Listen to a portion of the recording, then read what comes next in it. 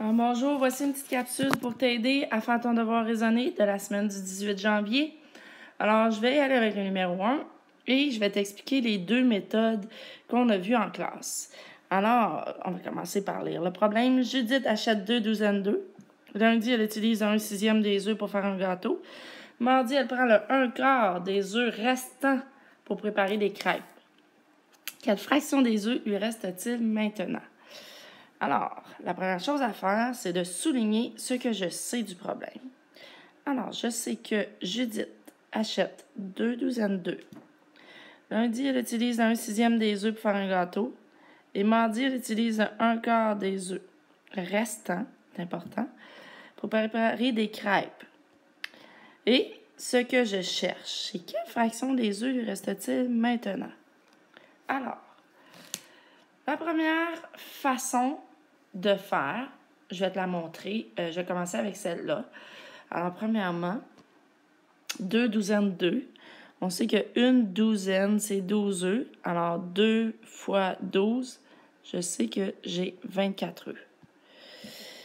Maintenant, la première chose qu'on devrait faire pour que notre problème ait du sens, c'est de trouver le 1/4 et le 1/6, ça représente quel nombre, quel chiffre, quel nombre ça représente, combien d'œufs, pour donner du sens à notre problème. Alors, nous, on veut enlever les fractions pour trouver quel nombre. Alors, la méthode que je t'ai montrée en premier, c'est de prendre 1/6.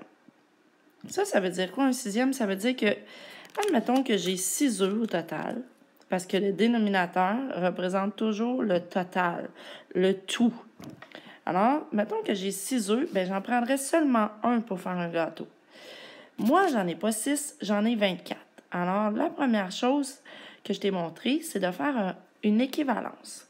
De trouver, si j'en prends 1 sur 6, ça va donner combien ça sur 24? Donc, le 24, je le place au dénominateur parce que ça représente mon tout. Donc, je me dis, si à chaque fois j'ai 6 œufs, j'en prends 1, combien de fois je vais multiplier 6 pour obtenir 24? Donc, je vais le multiplier par 4. On va faire aussi fois 4 au numérateur puisque je veux une équivalence. Rappelle-toi, il faut multiplier le numérateur et le dénominateur par le même nombre.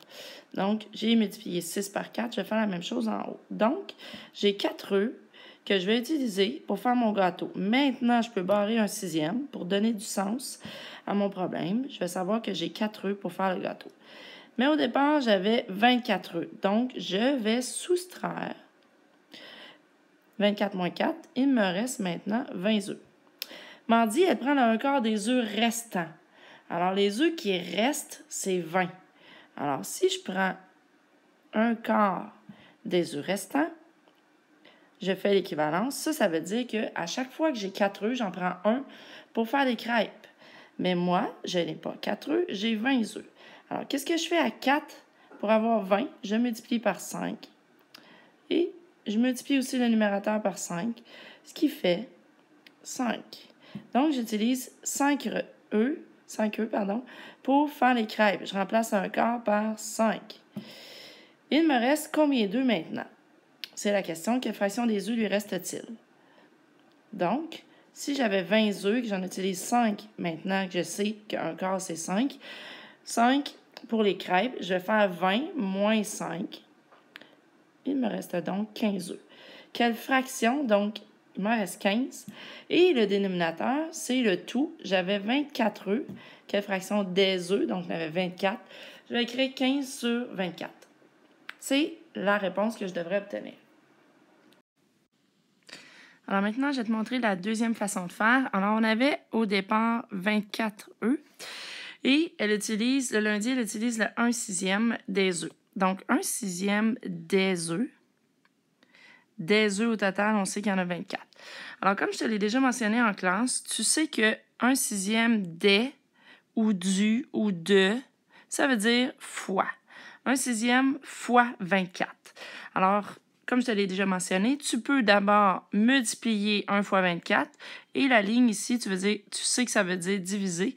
Alors, soit tu multiplies 1 fois 24 en premier ou tu divises par 6 en premier et tu multiplies par 1 par après. Alors, tu pourrais dire 24 se divise par 6, ça donne 4. Ici, je le barre.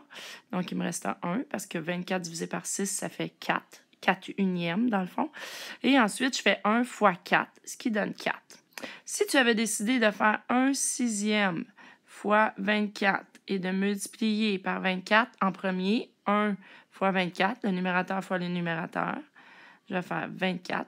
Et ici, mon 6, comme il n'y a rien à multiplier ici, je vais tout simplement réécrire mon 6 en dessous. La ligne ici, tu sais que ça veut dire diviser. Alors, 24 divisé par 6, ça donne 4E. Alors, maintenant, pour que ça fasse du sens, je m'en viens écrire mon 4E ici. Alors, je vais effacer ce calcul. Je veux maintenant connaître le 1 quart. Le 1 quart des œufs restants. Alors, comme je sais qu'il y a 4 œufs déjà d'utiliser, j'ai écrit ici, parce que je les soustrais et je sais qu'il m'en reste 20. Elle utilise le 1 quart des œufs, donc je multiplie encore. 1 quart des 20 œufs qui restent. Alors, je peux multiplier 1 fois 20 et après diviser par 4. Il me reste 5 œufs que j'ai donc utilisés pour préparer les crêpes. Donc, j'avais 20 œufs, je soustrais mon 5 pour mes crêpes, il m'en reste 15. Alors, quelle fraction? Même chose que tantôt, 15 sur le total des œufs qui est 24. Alors maintenant, je vais faire le deuxième avec toi. Éloi reçoit 3 boîtes de chocolat de son grand-père. Chaque boîte contient 36 chocolats. Dans chacune, il y a un tiers des chocolats qui sont au caramel, une demi aux noix et un sixième aux cerises. Éloi donne les chocolats aux cerises à son frère. Combien de chocolats lui reste-t-il? Alors, je sais ce qu'il y a d'important, c'est qu'il y a 3 boîtes de chocolat. Et dans chacune, il y a 36 chocolats. Chaque boîte contient 36 chocolats. Dans chacune, il y a un tiers des chocolats qui sont au caramel, une demi qui sont aux noix, un sixième aux cerises. Et on sait qu'Éloi, il donne les chocolats aux cerises à son frère. Et ce que je cherche, c'est combien de chocolat a-t-il donné à son frère? Alors, on sait qu'il y a 3 boîtes de chocolat et chaque boîte en contient 36. Alors, il y a 2 façons aussi de faire le problème. Je t'en montre une. Alors, admettons que je prends une boîte de chocolat et que je sais qu'il y a 36 chocolats dans la boîte. Il y a un tiers des chocolats. Donc, nous, on veut enlever le 1 tiers, le 1 sixième et le 1 demi. Ces fractions-là, on veut éliminer les fractions pour donner du sens à notre problème. J'ai dit tantôt, on trouve les nombres. C'est quel nombre, ça, 1 tiers des chocolats? Donc, on sait qu'il y en a 36 dans une seule boîte. Nous, on sait qu'il y en a 3 boîtes. Il ne faut pas l'oublier. Il faut l'avoir en tête. On aurait pu multiplier tout de suite 3 fois 36, mais on va le faire à la toute fin parce qu'on va obtenir des chiffres plus faciles à multiplier. Alors, ça veut dire que si ma boîte contenait 3 chocolats, il y en aurait 1 sur 3 qui serait au caramel. En réalité, ma boîte comprend 36 chocolats. Une seule boîte. Alors, je fais comme tantôt. Je me dis, qu'est-ce que j'ai fait à 3 pour avoir 36? Je l'ai multiplié par 12. Donc, j'aurais 12 chocolats qui seraient au caramel. Donc, on barre le 1 tiers et on le remplace par 12. Il y en aurait la moitié qui serait aux noix. Donc, la moitié, celui-là, je vais utiliser la deuxième méthode, tiens. La moitié de 36. Le 36 on le remplace par, tu sais qu'on le remplace par fois. Donc, on ferait 1 fois 36. Ça fait 36. Et ensuite, le 2 qui est ici, on vient l'écrire en dessous. Et on fait notre division, parce que ça, tu sais que ça veut dire diviser. Donc, 36 divisé par 2, donne 18. Donc, j'aurais 18 chocolats. On barre la 1 demi qu'on remplace par 18 qui sont aux noix. Maintenant, là, 1 sixième, ça, c'est dans une seule boîte. Toujours dans une, il ne faut pas l'oublier. 1 sixième, c'est comme si j'avais 6 chocolats dans ma boîte et j'en aurais un qui serait aux cerises.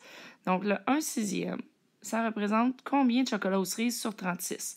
Je vais faire la première méthode, l'équivalence.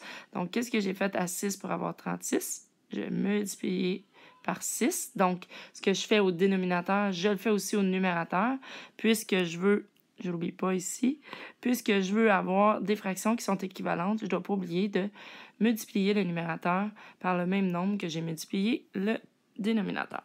Donc, 6 fois 1, ça fait 6. Donc, nous, on cherchait combien de chocolat Éloi donne à son frère s'il donne tous ceux aux cerises.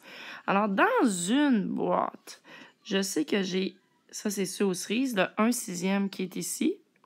On va le barrer et on va remplacer par 6. Donc, il y en a 6 sur 36 qui sont aux cerises. Ça, c'est dans une boîte. Puisque j'ai 3 boîtes, je ne dois pas oublier de mes 6 que j'ai dans une boîte, les multiplier par 3 puisque j'ai 3 boîtes. Donc, j'en donnerais 18 chocolats aux cerises à mon frère si j'étais Éloi. Donc, la réponse, c'est 18 chocolats aux cerises. Je pense. Quelle fraction des filles prennent du poulet?